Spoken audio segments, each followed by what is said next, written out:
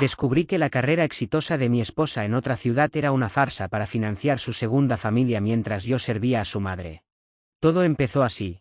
Hace 5 años, mi esposa, Rebeca, recibió una oferta de trabajo que supuestamente no podía rechazar. Era una consultoría senior en una constructora en Monterrey. Nosotros vivíamos en Querétaro. El sueldo era casi el triple de lo que ganaba aquí, o eso me dijo ella cuando me mostró aquellos contratos impresos que ahora sé que eran falsos. En ese momento, las cosas estaban difíciles.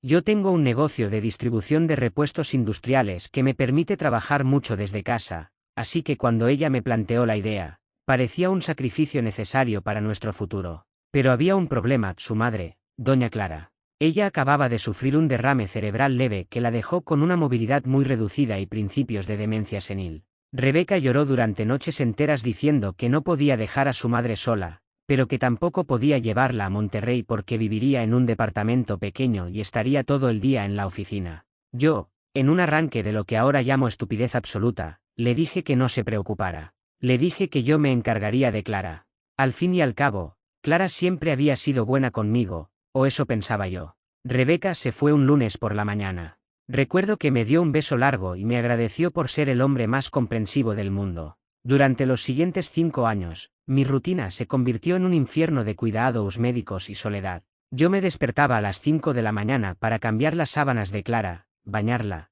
prepararle el desayuno y administrarle una montaña de medicamentos. Luego me sentaba a trabajar en mi computadora mientras ella veía la televisión o balbuceaba cosas que apenas entendía. El trato financiero era simple. Rebeca enviaba su sueldo a una cuenta conjunta que supuestamente era para nuestros ahorros y para pagar la hipoteca de una casa que compraríamos a su regreso. Yo, mientras tanto, usaba mis ingresos íntegros para pagar la renta de nuestra casa actual, la comida, los enfermeros nocturnos que tuve que contratar cuando Clara empeoró, y todos los gastos médicos. Ella me decía que lo mejor era no tocar el dinero de Monterrey para que creciera con los intereses. Yo confié ciegamente. A veces, Rebeca venía a visitarnos un fin de semana cada 2 meses. Siempre llegaba cansada, con ojeras, quejándose de lo mucho que trabajaba. Se quedaba un día, saludaba a su madre, me traía algún regalo caro y se volvía a ir alegando que tenía juntas de emergencia. Yo me sentía mal por ella. Me sentía un poco culpable de que ella estuviera allá sola rompiéndose la espalda mientras yo, aunque cansado, estaba en la comodidad de nuestro hogar. Hace 6 meses, la salud de Clara empezó a decaer drásticamente. Empezó a tener momentos de lucidez extraños, de esos que los médicos llaman la mejoría de la muerte. Una tarde, mientras le daba de comer un poco de puré, me tomó de la mano con una fuerza que no sabía que tenía. Me miró a los ojos y me dijo: «Perdónanos, Sergio». Ella no quería que fuera así, pero el niño necesitaba un padre. Yo me quedé helado. Le pregunté de qué niño hablaba, pensando que era su demencia. Ella solo empezó a llorar y repitió el nombre de un hombre que yo no conocía: «Hugo ya tiene la casa, ya no tienes que enviarle más». Esa frase se me quedó grabada como un clavo ardiendo. «¿Hugo? ¿Qué casa?». Esa misma noche, cuando Clara se durmió, cometí el primer acto de desconfianza en 10 años de relación. Entré a la oficina de Rebeca en nuestra casa, esa habitación que ella mantenía cerrada bajo llave y que yo respetaba por su privacidad profesional. Forcé la cerradura con una herramienta del garaje. No encontré contratos de trabajo. Lo que encontré fue una caja de zapatos llena de estados de cuenta de un banco que yo no conocía. No eran de Monterrey. Eran de una sucursal en Puebla, una ciudad que está a solo 3 horas de nosotros, no a 10. Los estados de cuenta estaban a nombre de Rebeca y de un tal Hugo Valdivia. Empecé a revisar las fechas y las transferencias. Cada mes, desde hacía 5 años, Rebeca transfería el 80% de lo que yo depositaba en nuestra cuenta conjunta a esa otra cuenta en Puebla. Pero lo peor no fue el dinero. Lo peor fue una carpeta de plástico azul que estaba al fondo. Eran fotos. Cientos de fotos impresas. Rebeca en parques, Rebeca en fiestas, Rebeca sosteniendo a un niño que ahora debe tener unos 4 años. En todas las fotos aparecía el mismo hombre, un tipo alto, de barba, que la abrazaba por la cintura con una familiaridad que me revolvió el estómago. En una de las fotos, estaban los 3 frente a una casa grande, de 2 pisos, con un jardín enorme y un moño rojo en la puerta principal. En el reverso de la foto decía: «Nuestra nueva vida, gracias a tu esfuerzo, mi amor. 2023». Sentí que el aire se me escapaba de los pulmones. Durante 5 años, yo había estado limpiando el orín y la comida caída de su madre, descuidando mi propio negocio y mi salud mental, para que ella pudiera financiar una familia paralela en una ciudad vecina. Ella no estaba en Monterrey trabajando, ella vivía en Puebla con otro hombre y un hijo que, por las fechas, fue concebido mientras aún vivíamos bajo el mismo techo. Me quedé sentado en el suelo de esa oficina hasta que salió el sol. No lloré. Estaba demasiado conmocionado para llorar. Lo que sentía era un frío absoluto. Revisé más documentos y encontré las escrituras de la casa de la foto. Estaba a nombre de Hugo Valdivia y Rebeca. Se había comprado al contado. El dinero que yo creía que estábamos ahorrando para nuestra vejez había pagado cada ladrillo de ese jardín donde ese niño jugaba. A la mañana siguiente, llamé a Rebeca. Mi voz sonaba normal, extrañamente tranquila. Le dije que su madre estaba muy mal, que el médico había dicho que era el final y que tenía que venir de inmediato. Ella fingió una voz de angustia y me dijo que tomaría el primer vuelo desde Monterrey esa misma tarde. Yo sabía que no vendría de Monterrey. Sabía que simplemente se subiría a su coche en Puebla y llegaría en unas horas. Decidí que no iba a confrontarla de inmediato. Quería ver hasta dónde llegaba su cinismo. Mientras esperaba, llamé a un abogado amigo mío, Gabriel. Le conté todo. Gabriel me dijo que lo primero que necesitaba era asegurar las pruebas de la malversación de los fondos de nuestra cuenta conjunta y verificar el origen del dinero para esa casa. Me advirtió que, al estar casados por bienes mancomunados, la situación era un desastre legal, pero que el abandono de hogar y la estafa podrían jugar a mi favor. Rebeca llegó a las 4 de la tarde. Entró por la puerta fingiendo agitación, con una maleta pequeña. Sergio, ¿cómo está? ¿Dónde está el doctor?, gritó mientras corría hacia la habitación de su madre. Yo la seguí en silencio. La vi acercarse a Clara, que estaba medio dormida por los sedantes. Rebeca le acarició la frente y empezó a sollozar. Verla actuar de esa manera me dio una náusea física. ¿Cómo estuvo el vuelo?, le pregunté, recargado en el marco de la puerta. Ella se tensó un segundo, pero no se dio la vuelta. Horrible, hubo turbulencia. Tuve que pagar un taxi carísimo desde el aeropuerto porque no quería esperar un minuto más. Es curioso, dije, caminando hacia ella, porque no hay registros de vuelos de Monterrey que hayan aterrizado en las últimas 3 horas. Los revisé todos. Rebeca se quedó petrificada. Lentamente se dio la vuelta. Su cara había cambiado. Ya no era la mujer preocupada, era una mujer calculando su siguiente movimiento. ¿De qué hablas, Sergio? Quizás me equivoqué de horario por el estrés. Deja de mentir, Rebeca. Sé lo de Puebla, sé lo de Hugo, y sé lo del niño. El silencio que siguió fue el más pesado de mi vida. Clara empezó a quejarse en la cama, ajena a la bomba que acababa de explotar en la habitación. Rebeca no negó nada. No lloró pidiendo perdón. Simplemente suspiró, se enderezó y me miró con una frialdad que me dio escalofríos. ¿Cómo lo supiste?, preguntó, con una voz seca, sin una pizca de remordimiento. Tu madre habló. Y yo busqué. Ella nunca pudo cerrar la boca, dijo Rebeca, mirando a su propia madre con un desprecio que me dejó sin palabras. Mira, Sergio, las cosas son como son. Me enamoré. Hugo me da lo que tú nunca pudiste darme, una familia de verdad, no esta rutina aburrida de cuidar a una vieja enferma. Es tu madre, le grité.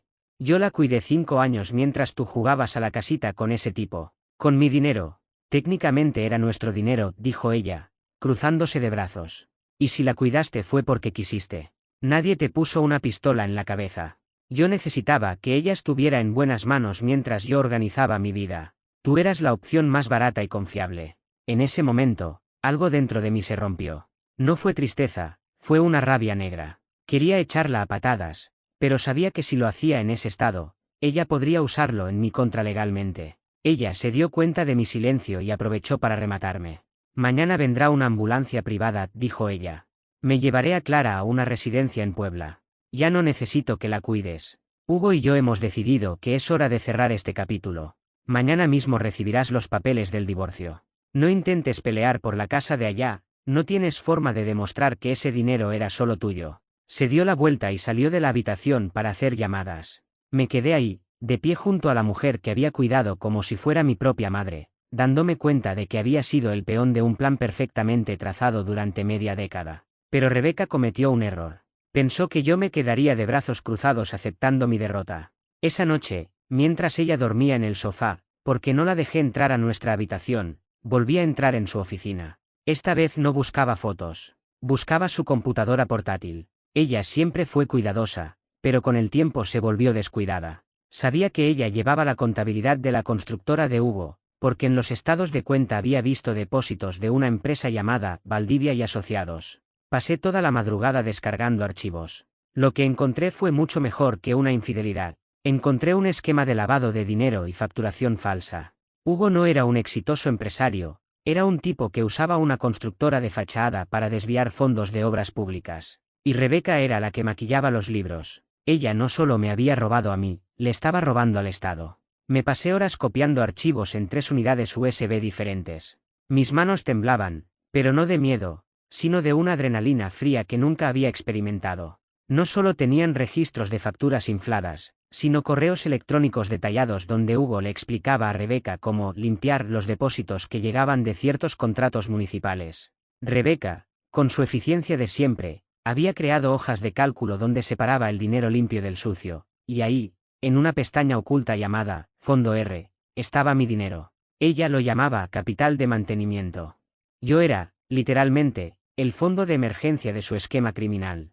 A las 7 de la mañana, la ambulancia que Rebeca había mencionado estacionó frente a la casa. Ella se levantó del sofá con una energía cínica, vistiéndose como si fuera a una reunión de negocios importante. Los camilleros entraron y empezaron a preparar a doña Clara. La anciana estaba confundida, llorando en silencio mientras la pasaban a la camilla. Rebeca ni siquiera la miraba a los ojos, estaba ocupada revisando su teléfono, probablemente enviándole mensajes a Hugo. Ya está todo listo, Sergio, me dijo mientras los hombres sacaban a su madre por el pasillo. No te molestes en despedirte. El abogado te contactará el lunes. Y un consejo, no intentes vaciar la cuenta conjunta. Ya lo hice yo anoche. Se dio la vuelta y salió sin mirar atrás.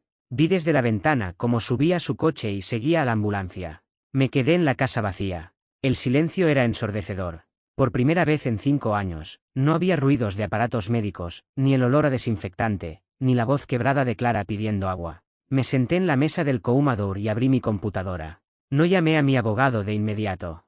Primero, busqué el número de una fiscalía especializada en delitos financieros que Gabriel me había mencionado una vez. Sabía que si presentaba esto como una denuncia civil por el divorcio, ella tendría tiempo de borrar huellas. Tenía que ser un golpe seco. A mediodía, estaba sentado frente a un agente ministerial. Le entregué una de las memorias USB y le expliqué no solo el fraude a mi cuenta personal, sino el esquema de Valdivia y Asociados. El agente, un hombre de unos 50 años llamado Mendoza, arqueó las cejas mientras revisaba los nombres en la pantalla. Resulta que Hugo Valdivia ya estaba bajo una investigación preliminar, pero les faltaba la pieza clave, la contabilidad interna que Rebeca había guardado con tanto silo.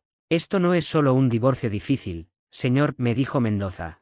Si esto es real, su esposa y ese hombre están en problemas federales. Salí de ahí con una extraña sensación de vacío. No sentía alegría. Sentía que había desperdiciado mis mejores años cuidando a la madre de una criminal. Pero todavía quedaba un asunto pendiente. Quería ver la cara de Hugo. Conducir hasta Puebla me tomó poco menos de 3 horas. Tenía la dirección de la casa de las fotos. Era un fraccionamiento exclusivo, de esos con seguridad privada y cámaras en cada esquina. Entré usando una excusa de entrega de paquetería y busqué el número 42. Ahí estaba. La casa de 2 pisos, el jardín perfectamente podado y, para mi sorpresa, el coche de Rebeca estacionado en la entrada junto a una camioneta de lujo. Me estacioné a unos metros y esperé.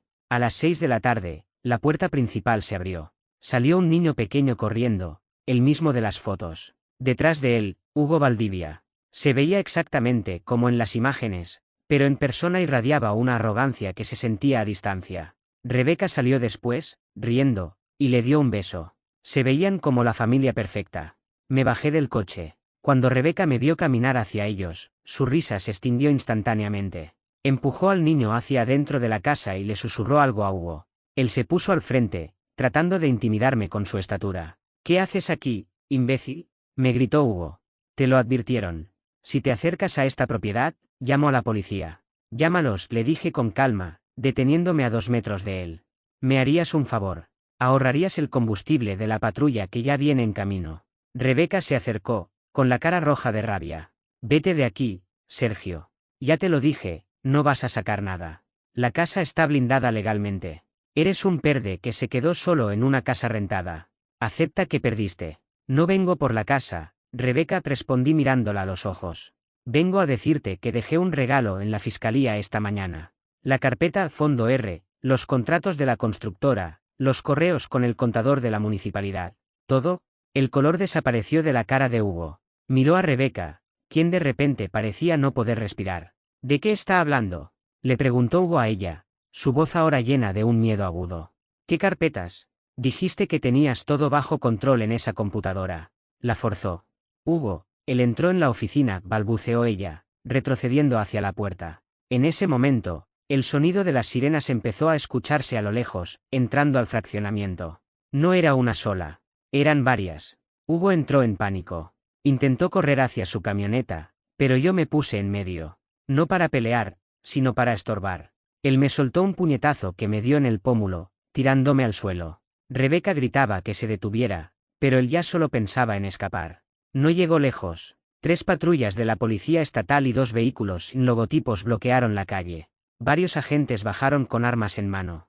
Fue una escena caótica. A Hugo lo bajaron de la camioneta a la fuerza y lo estamparon contra el pavimento. A Rebeca la esposaron mientras ella gritaba que no sabía nada, que ella solo era una empleada, que yo la estaba incriminando por despecho. Me levanté del suelo, limpiándome la sangre de la boca. Un agente se acercó para tomar mi declaración inicial. Mientras lo hacía, vi a un hombre salir de la casa de al lado. Era un vecino que sostenía al niño, quien lloraba sin entender por qué se llevaban a sus padres. En medio del caos, vi a través de la ventana de la planta baja a doña Clara. Estaba sentada en un sillón, mirando hacia afuera con la vista perdida. La habían dejado ahí, sola, en medio del operativo. Las semanas siguientes fueron un torbellino de trámites. El escándalo estalló en la prensa local. Constructora fachada lavaba millones en Puebla. Rebeca y Hugo fueron procesados rápidamente. Al ser un delito federal y con las pruebas que yo entregué, no hubo fianza posible. Mi abogado, Gabriel, trabajó horas extra para asegurar que mis cuentas fueran congeladas y que el dinero que ella había desviado fuera reconocido como robo. Pero hubo un giro que no esperaba. La casa en Puebla, al haber sido comprada con fondos ilícitos, entró en un proceso de extinción de dominio. Pero doña Clara no tenía a dónde ir. Sus otros hijos, que vivían en el extranjero y nunca se ocuparon de ella, se desentendieron por completo cuando supieron que no había herencia que reclamar. Fui a visitarla al centro de detención temporal donde la tenían mientras decidían qué hacer con ella. Estaba más delgada, más ida. Cuando me vio, sonrió levemente. Sergio. ¿Rebeca ya terminó de trabajar?, preguntó. Me rompió el corazón. A pesar de todo, a pesar de la traición y de los años perdidos, no pude dejarla ahí. Me tomó 2 meses de batalas legales, pero logré que me nombraran su tutor legal temporal. La saqué de ese lugar y la traje de vuelta a Querétaro, a una casa pequeña que renté con lo poco que me quedaba después de que el banco liberó una parte de mis ahorros. Mi vida ahora es extraña. Trabajo el doble para recuperar lo perdido. Rebeca está cumpliendo una condena de 8 años. Hugo recibió 12.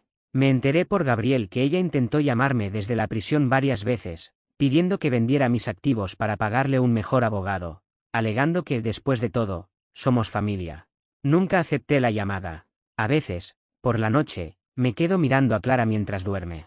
Me pregunto si ella sabía todo desde el principio y solo habló cuando sintió que iba a morir, o si solo fue una víctima más de la ambición de su hija. No importa. Ella es el único vínculo que me queda con esos 5 años de engaño, pero cuidarla ya no se siente como una carga, sino como el recordatorio de que, a diferencia de Rebeca, yo no perdí mi humanidad en el proceso. Un día, recibí un sobre por debajo de la puerta. No tenía remitente. Adentro había una foto del niño, el hijo de Rebeca, con una nota escrita a mano: está con sus abuelos paternos. Gracias por no dejar que se lo llevara el sistema. Supuse que era de algún pariente de Hugo que quería cerrar el círculo. La quemé en el fregadero. No quería nada que me recordara esa otra vida que financié con mi sudor. Pasaron 2 años más. Mi vida se había estabilizado en una monotonía que, aunque solitaria, me daba una paz que no conocía. Doña Clara falleció una madrugada de octubre, mientras dormía. No hubo drama, ni palabras finales, ni revelaciones de último minuto. Simplemente se fue. Fui el único que estuvo en su entierro. Sus hijos en el extranjero enviaron coronas de flores con nombres de empresas, pero no aparecieron. Rebeca solicitó un permiso especial para asistir, pero el juez se lo denegó por riesgo de fuga, dado que aún tenía procesos abiertos por el dinero que nunca apareció. Tras la muerte de Clara, sentí que finalmente el último hilo que me ataba a esa red de mentiras se había cortado. Vendí lo poco que me quedaba en Querétaro y decidí mudarme a una ciudad pequeña en la costa, donde nadie conociera mi historia, donde no fuera el hombre al que le robaron 5 años de vida. Sin embargo, el destino tiene formas retorcidas de cerrar los círculos. Hace apenas 3 meses, recibí un paquete en mi nueva dirección. No sé cómo me encontraron.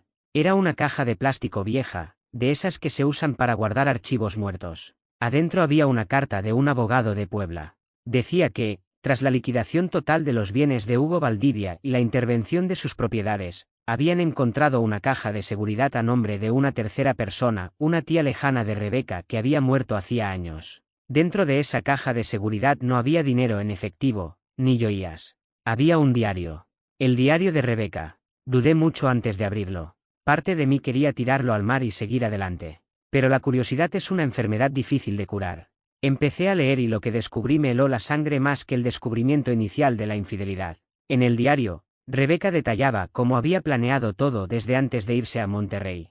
Ella nunca estuvo enamorada de Hugo. Lo escribió con una claridad aterradora. Hugo es un idiota con contactos, pero no tiene cerebro para los números. Sergio tiene el cerebro y la disciplina, pero es demasiado blando. Usaré el dinero de Sergio para construir el imperio de Hugo, y cuando Hugo caiga, porque sé que caerá, yo tendré mi propio fondo fuera del país. Rebeca no solo me había usado a mí, también estaba usando a Hugo. El niño, según sus propias notas, ni siquiera era de Hugo. Era de un tipo con el que tuvo una aventura fugaz en Querétaro antes de irse. Le hizo creer a Hugo que era suyo para asegurar su lugar en la constructora y en la casa de Puebla. Todo, absolutamente cada movimiento de esos 5 años, fue una partida de ajedrez donde todos los demás éramos peones. Pero el párrafo que más me dolió fue uno escrito apenas unos meses antes de que todo estallara. Clara me mira a veces como si supiera. Me da asco verla tan dependiente de Sergio. A veces pienso que si Sergio se cansa y la deja morir, me facilitaría mucho las cosas. Pero él es tan predeciblemente bueno que sé que la cuidará hasta el final. Su ética será su ruina. Cerré el diario y sentí ganas de vomitar.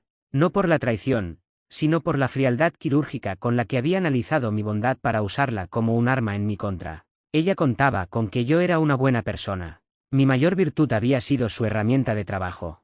Esa misma tarde, tomé el diario y las memorias USB que aún conservaba y conduje hasta el acantilado más alto de la zona. Miré el papel y el plástico en mis manos. Podría haber enviado ese diario a la fiscalía para que le aumentaran la condena por conspiración y fraude adicional. Podría haber buscado a Hugo en la cárcel para decirle que el hijo por el que se arruinó la vida no era suyo. Podría haber seguido destruyendo lo que quedaba de ellos. Pero me detuve. Miré el horizonte y me di cuenta de que si hacía eso, Rebeca seguiría ganando. Ella seguiría ocupando espacio en mi cabeza, seguiría dictando mis acciones a través del odio. Ella quería que yo fuera parte de su juego oscuro, y la única forma de ganar era dejar de jugar. Lancé la caja al vacío. Vi cómo golpeaba las rocas y cómo el mar se tragaba las páginas donde ella se jactaba de su inteligencia. Hoy, mi vida es sencilla. Tengo un pequeño taller de restauración de muebles. Mis manos siempre están manchadas de Baarna y Soserrín, y el esfuerzo físico me ayuda a dormir sin soñar con el pasado. A veces, cuando camino por la playa, veo familias jugando y no puedo evitar pensar en ese niño en Puebla, pero me obligo a mirar hacia otro lado. Rebeca saldrá de la cárcel en unos años. Hugo saldrá mucho después. Probablemente ella intentará buscarme o buscará a una nueva víctima para empezar de cero. Pero yo ya no existo para ella. Sergio, el hombre que cuidaba a su suegra y creía en el sacrificio por amor, murió el día que abrió aquella oficina bajo llave. El hombre que soy ahora sabe que la bondad sin límites es solo una invitación para los depredadores, y que a veces, la única forma de salvarse es dejando que los que te hicieron daño se hundan en su propia suciedad. Todo empezó con una mentira de 5 años, pero terminó con una verdad que me hizo libre. Ella nunca tuvo nada real, y yo, a pesar de haber perdido mi dinero y mi tiempo, todavía tengo mi conciencia. Y en este mundo de sombras, eso es lo único que el dinero de nadie puede comprar.